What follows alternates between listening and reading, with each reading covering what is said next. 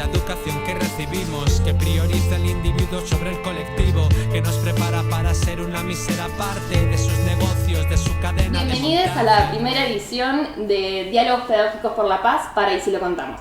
Hoy estamos con Cynthia Washington, con quien vamos a estar dialogando sobre las estrategias de la derecha en educación, o lo que también conocemos como las reformas neoliberales del imperialismo. Bienvenida, Cin. Gracias, Guada. Gracias por la invitación.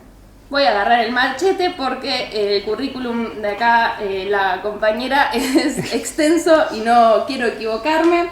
Para quienes no la conocen, la presento. Cynthia es doctora de la UBA en Ciencias de la Educación, investigadora adjunta del CONICET y profesora del Departamento de Educación de la Universidad Nacional de Luján, docente de los programas de doctorado de la Facultad de Filo y Sociales de la UBA, expresidenta y actual secretaria general de la Asociación de Graduadas y Graduados en Ciencias de la Educación, y ha obtenido una beca para realizar estadías de investigación en la Universidad de Humboldt, no sé si lo dije bien, de Berlín, y investiga temáticas vinculadas a la teoría, política e historia de la educación. Bueno, Cin, ¿cómo estás? Primero que nada. Bárbaro. En este contexto mundial, ¿cómo se puede estar si no?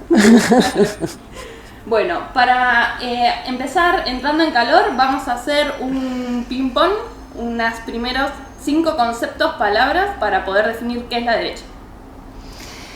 Bueno, ¿qué es la derecha? Bueno, ser de derecha es optar por las desigualdades, por la injusticia, por la violencia, por la antidemocracia y por, como vamos a ver, en la educación es por atacar sistemáticamente a la educación pública. Si tengo que pensar en 5 cuestiones concretas, pensaría en esas. Como para empezar livianito el encuentro. Y un poco también haciéndonos eco de lo que Freire nos planteaba como esto de que la cabeza piensa donde los pies pisan, un poco ya entrar en lo que mismo decías al comienzo nomás, de cómo estamos parados en este mundo, ¿no? ¿Qué podemos decir como principales características del mundo que habitamos, nos habita? Y un poco en diálogo con esto, ¿no? Con este contexto de avanzada de la derecha en nuestro país, en el mundo y en la región. Bueno, recién estábamos con unas compañeras tomando un café y justamente estábamos hablando de el debate que hay en la academia y en la política de cómo denominar a este momento histórico que estamos viviendo. Y la primera categoría que aparece es la de fascismo, con lo cual ahí ya tenemos una muestra de cuál es el momento que estamos viviendo, ¿no? Digo, hay un debate porque algunos dicen fascismo, posfascismo, derecha, extrema derecha, ultraderecha, extrema 2.0. Digo, hay efectivamente una discusión de cómo denominar a este momento histórico, pero nadie duda, digo, de este lado, ¿no? No estamos hablando de la derecha, y por ahí también, ¿no? Nadie duda en que estamos viviendo un momento de ofensiva de la derecha a nivel mundial, ¿no? Como decimos, hay un avance de la derecha, algunos autores hasta hablan de un rebrote, ¿no? De la derecha, que tiene que ver, desde nuestra perspectiva, con una crisis del capitalismo a nivel mundial. Digo, no estoy diciendo nada nuevo.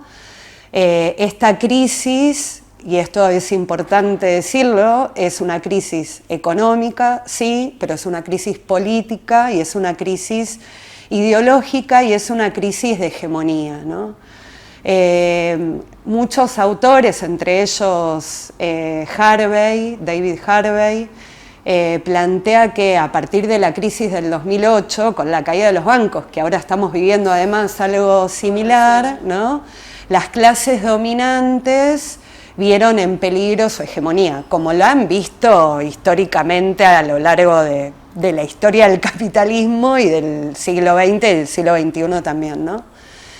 Y frente a esa crisis de hegemonía y de legitimidad, están utilizando diversas estrategias para recomponer su poder en un mundo que además, para el capitalismo, para el imperialismo, para Estados Unidos, se encuentra amenazado por la reconfiguración del poder mundial con la disputa de la hegemonía con China, ¿no? Entonces, estamos en un momento histórico que es muy difícil, por un lado, poder analizarlo contemporáneamente, porque estamos viviendo efectivamente un cambio de época, no una época de cambio, sino un cambio de época que no sabemos en qué va a derivar, y que en esa crisis, ¿no? Digo, crisis además pospandemia, crisis que viene de la mano con una guerra, digo, creo que hoy o ayer salió la noticia de que Finlandia va a ser incorporada a la OTAN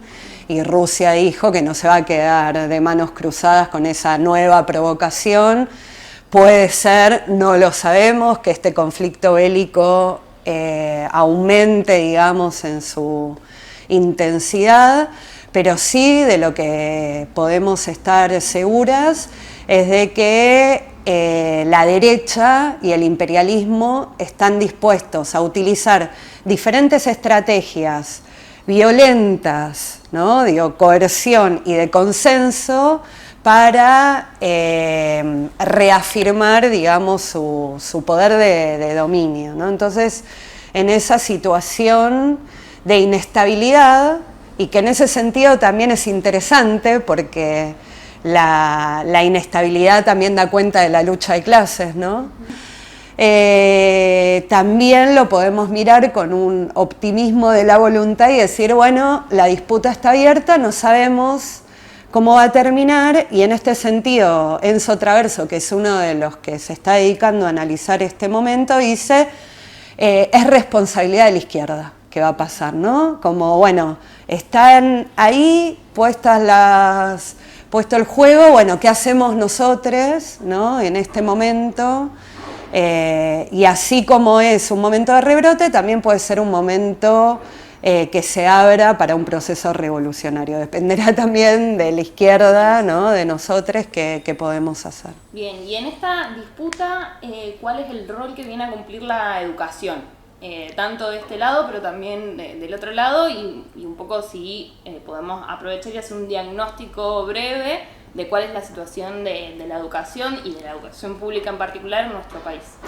Bueno, como te decía recién, digamos, la derecha utiliza diferentes estrategias. No estoy más que parafraseando a Antonio Gramsci, un militante político comunista de los años 20-30 en Italia, que justamente es encarcelado y muere en la cárcel, aunque, bueno, muere en el hospital, no importa, pero solo lo llevan al hospital para morir, encarcelado por el fascismo, ¿no? Por Mussolini. Y entonces él tiene un desarrollo conceptual a lo largo de toda su vida, que es la categoría de hegemonía, ¿no? Cómo construye poder las clases dominantes. Y en este sentido él plantea que siempre construyen de dos modos, por coerción y por consenso, con violencia y a partir de la construcción de legitimidad. Y él en ese momento histórico dice, bueno, la escuela es la herramienta privilegiada de construcción de consenso en las sociedades capitalistas, ¿no? Hoy en día, digo, por eso en ese momento, hoy en día, obviamente que ya la escuela no es la mayor, digamos, herramienta de construcción de consenso con la masificación de los medios de comunicación, de las redes sociales, pero sigue ocupando un lugar fundamental y primordial porque, bueno, por una cuestión básicamente también temporal, ¿no? Digo, las pibas, los pibes, les pibes están desde los 2 años hasta los 17 años, casi todos yendo a la escuela durante horas y años, ¿no? Entonces sigue siendo un instrumento principal la escuela, en este término más restringido, y la educación en general entendiéndola como toda práctica, ¿no? De construcción de sentido común, de concepción del mundo, de formas de ver el mundo, del consenso. Y entonces la derecha tiene bien claro esto, y de hecho han leído mucho a Gramsci. Y tienen en claro que tienen que utilizar estas dos herramientas, que solo con la violencia no alcanza, que también es necesario construir sentido común, construir formas de ver el mundo de acuerdo a sus propios intereses, ¿no? Entonces, despliegan un conjunto de estrategias. Las redes sociales, Twitter, Facebook, Instagram, TikTok, todas las que existen hoy en día, los medios de comunicación, comprando, digamos, ¿no? Los medios de comunicación también, generando contenido de acuerdo a sus intereses, y también la escuela con diversos mecanismos, ¿no? Desde lo que se enseña a través de un libro de texto hasta la formación de las y los docentes y lo que se transmite, ¿no? En esos espacios de formación.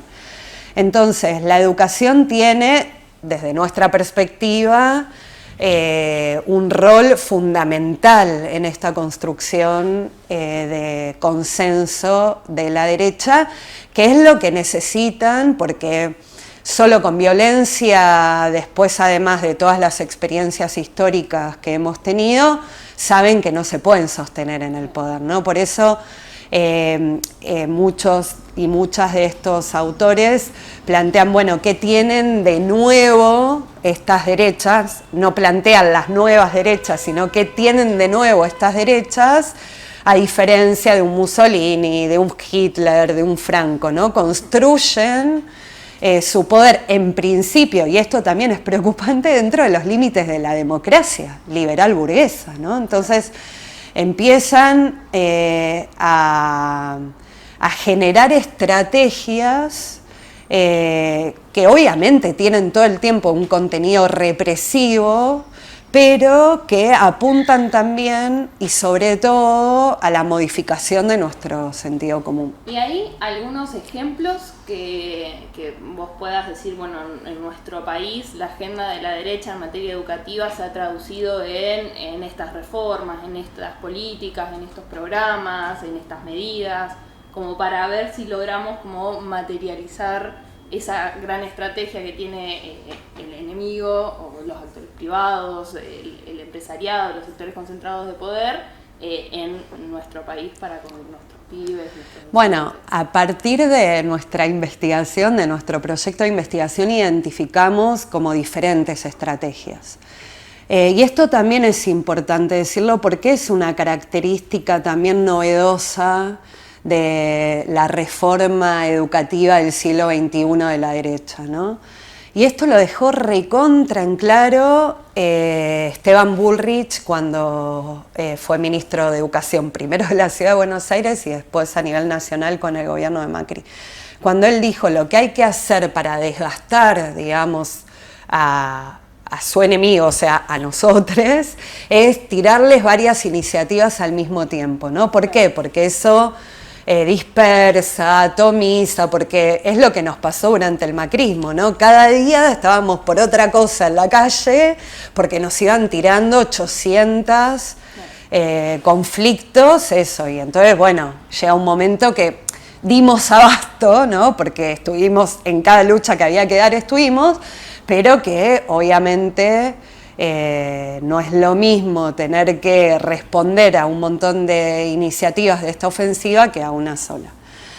Y entonces identificamos como varias estrategias que tiene esta reforma. En primer lugar, y esto también es interesante plantearlo, durante el macrismo no hubo una modificación a nivel de la ley, porque el menemismo, la reforma educativa neoliberal de los 90, tuvo como mayor característica la Ley Federal de Educación, la Ley de Educación Superior, o sea, una reforma a nivel de las leyes y una reforma del sistema educativo. También modificaron la estructura del sistema.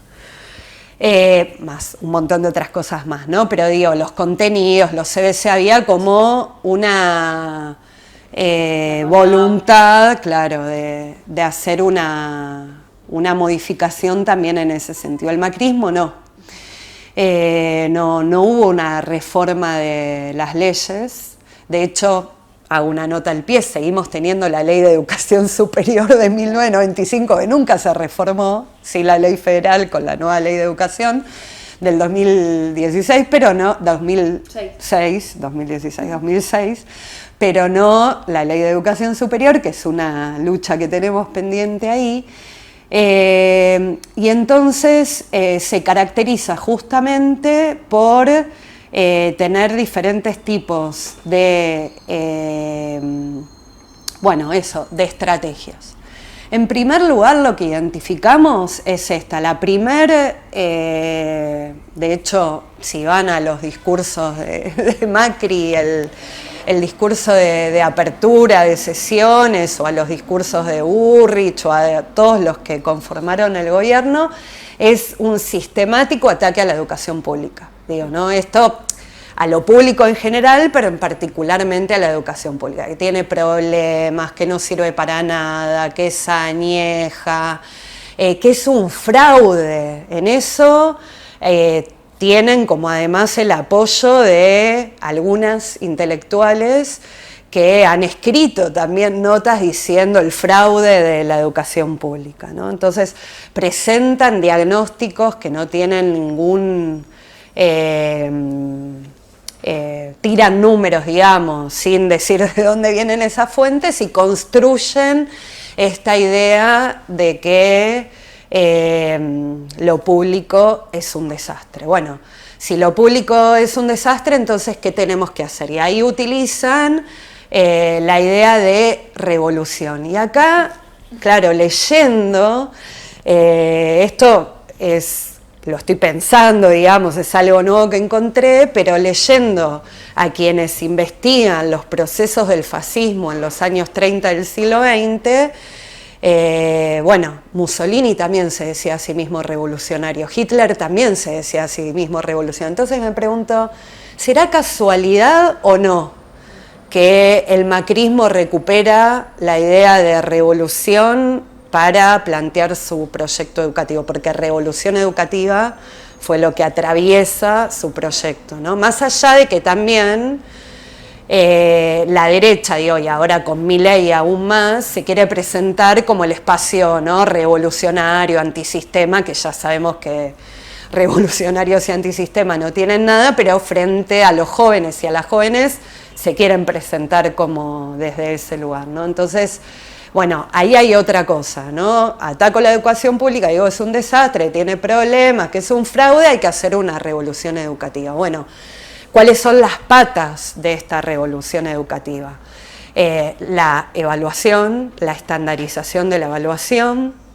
De hecho, el macrismo lo que intentó fue jerarquizar la educación, en parte lo hizo, en parte no pudo por nuestra resistencia, porque querían armar un instituto de evaluación que no lograron armarlo porque estuvimos ahí en las calles luchando para que no lo hicieran, pero se armó una estructura mucho más fuerte dentro del Ministerio de Educación Nacional,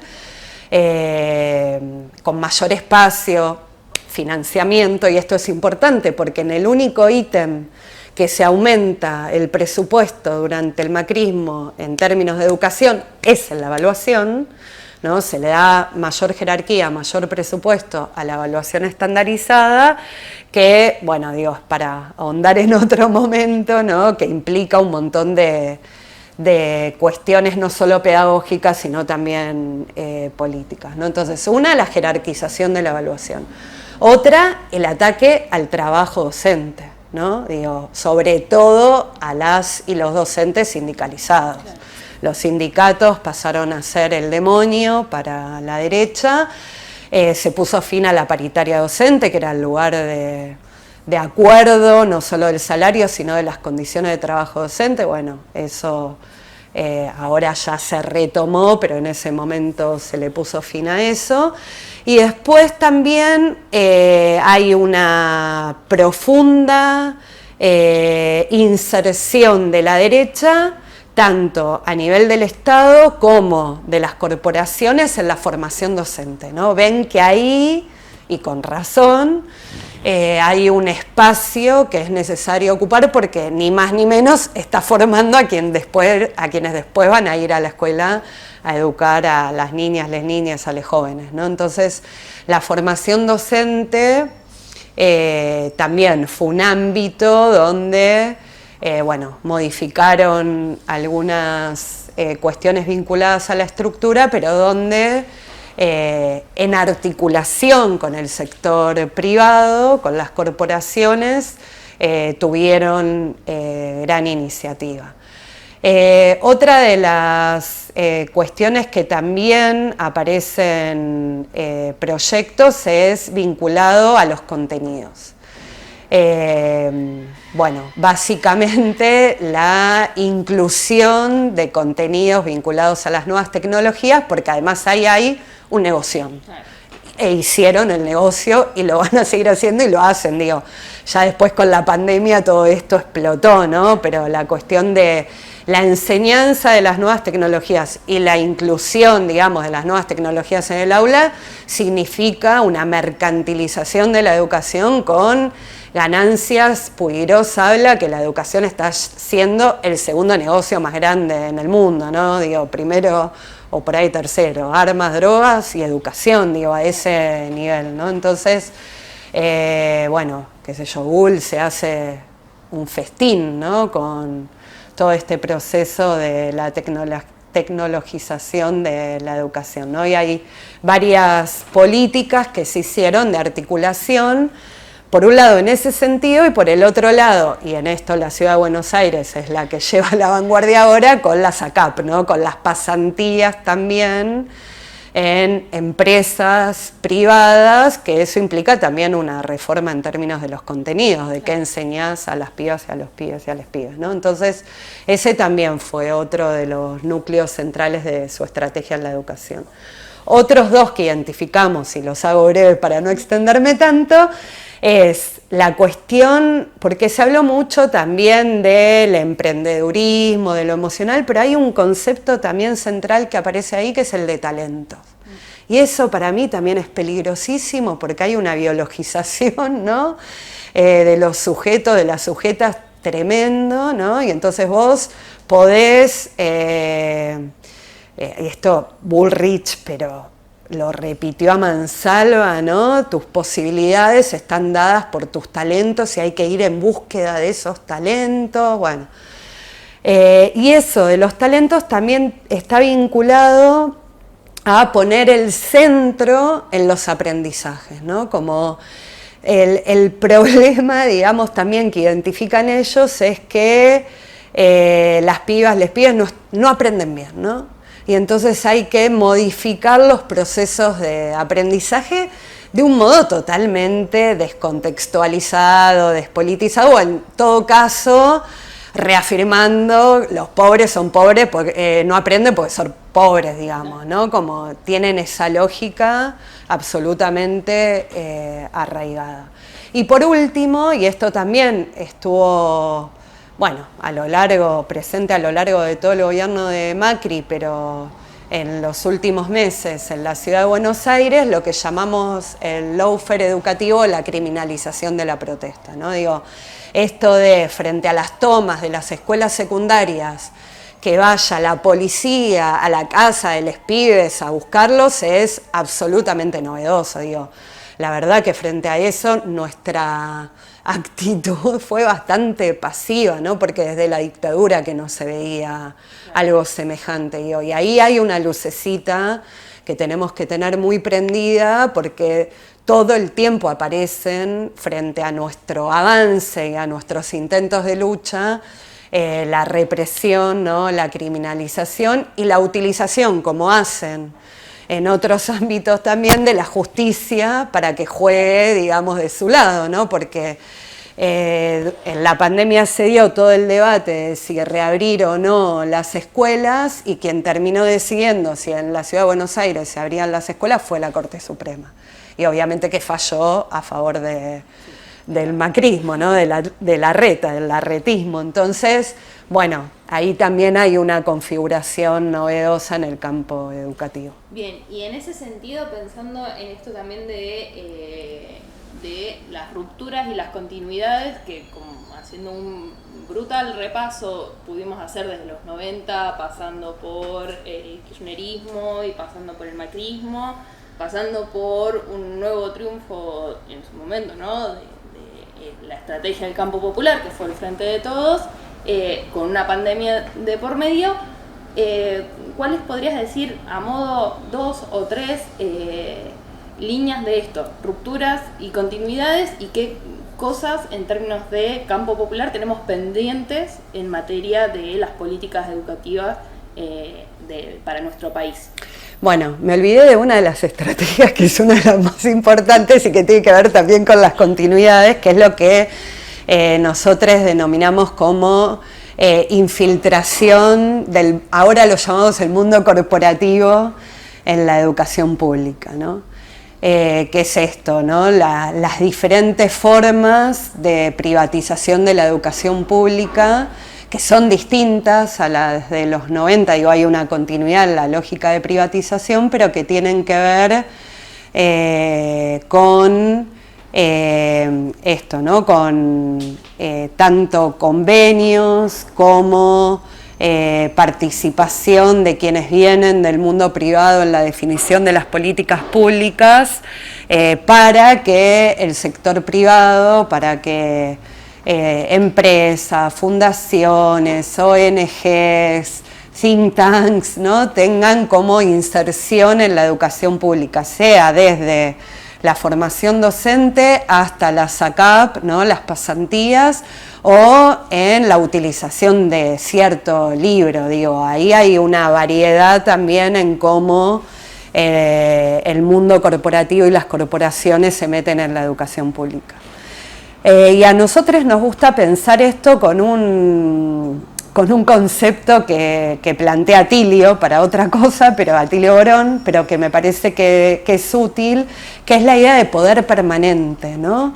Que eso, la derecha es un poder permanente, y que más allá de que, bueno, hoy lo tomamos con muchas pinzas, ¿no?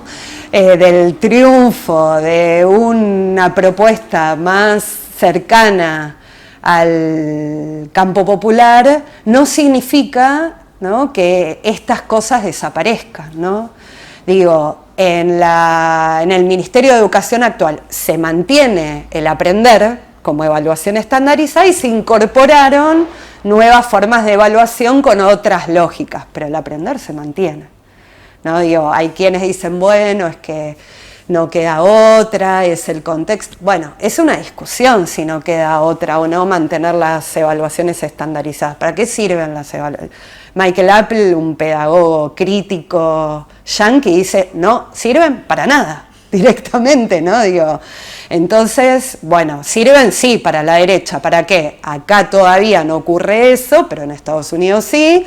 Te evalúo, tu escuela no rinde, te bajo los salarios y hasta puedo llegar con todo un proceso muy largo a convertir esa escuela pública en escuela charter, o sea, en escuela privada. Bueno, digo, es un proceso muy largo, ¿no? Pero para evaluar cómo aprenden los pibes o cómo enseñan los docentes, no es la herramienta válida. Entonces, existe un poder permanente en la educación, ¿no? que va más allá de los gobiernos de turno, diríamos, y que tiene que ver con estas pequeñas batallas que también nos va ganando la derecha en el sentido común, ¿no? Entonces corremos atrás de los límites que nos van corriendo, entonces ya está.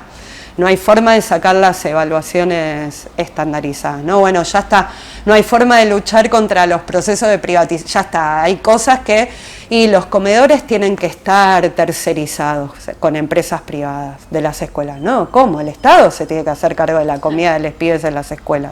Entonces, bueno, todo el tiempo nos van corriendo los límites de lo posible, digamos, y bueno, y se van naturalizando, y esa es la estrategia fundamental, ¿no? Modificar justamente nuestras formas de ver el mundo, ¿no? Y naturalizar ciertas cuestiones que tienen que ver con victorias que han logrado. Significa que no haya modificaciones respecto de los 90, que durante el kirchnerismo, obvio que hubo reformas en un sentido, digamos, diferente al neoliberalismo, pero hay que tener también como el ojo puesto, ¿no? en estas cosas como lo continuo y lo nuevo dentro de ese continuo, porque si no es perder la historicidad, también es lo que hablábamos antes respecto a la cuestión de la derecha en general, ¿no? Quienes dicen, bueno, son las nuevas derechas, y ahí tenemos un problema, porque perdemos, ¿no?, cómo en todo caso las derechas se van reconfigurando de acuerdo al momento histórico, y cómo estas derechas nuevas en realidad se apoyan también en experiencias históricas que vienen de hace tiempo, ¿no? Entonces a mí me gusta más retomar a los que dicen como Waldo Ansaldi en Argentina, bueno, ¿qué tienen de nuevo estas derechas? Lo mismo, bueno, ¿qué tiene de nuevo las propuestas de la derecha en la educación respecto de los 90 sin perder esa historicidad, ¿no? Y sobre todo me parece que está bueno poder analizarlas y denunciarlas y poder, digamos, poner en contradicción estas reformas para pensar también nuestras estrategias respecto a eso. Bueno, y desde el campo popular, ¿cuál es nuestro proyecto educativo? Bueno, y yo pensaría que la evaluación estandarizada no tendría que ser una de nuestras iniciativas, ¿no? Bueno, y a partir de ahí podríamos decir varias cosas, ¿no? Y tendría que seguir existiendo el sistema educativo privado, y bueno, no sé, digo, ¿no? El día que seamos gobierno no sé si tiene que seguir existiendo. Yo digo eso y todos se ponen, ¿no? Pero bueno, son cosas que hay que debatir en un proyecto popular también, ¿no? Así que, bueno. Bueno, tenemos un montón de tela para cortar. Esto fue una primera edición de Diálogos Pedagógicos por la Paz. La idea es que podamos ir construyendo este espacio como una pequeña trinchera para dar algunas de estas discusiones, para poder seguir haciendo ese ejercicio de denuncia, pero también de construcción creativa de nuevos posibles. Desde ya, muchas gracias por venir, y a todos los compañeros que hacen posible Y Si Lo Contamos. Les pedimos que repliquen, que compartan, que nos acompañen en esta aventura que es Y Si Lo Contamos. Tenemos orgullo de clase y empatía, y algún día tomaremos lo que es nuestro. Ni paz entre clases, ni guerra entre pueblos.